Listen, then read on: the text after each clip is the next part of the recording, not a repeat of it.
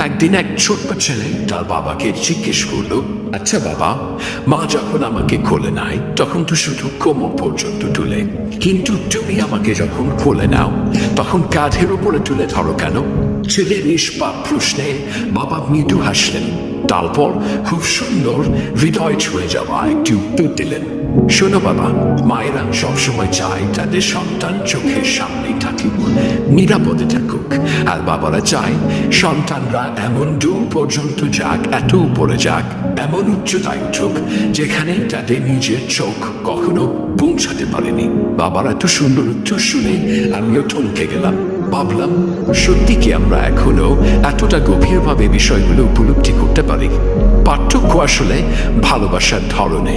মায়ের ভালোবাসা আপনাকে আগলে রাখে, আর বাবার ভালোবাসা আপনাকে উঁচুতে উঠতে শেখায়, স্বাধীনতা শেখায়, বড় হতে শেখায়।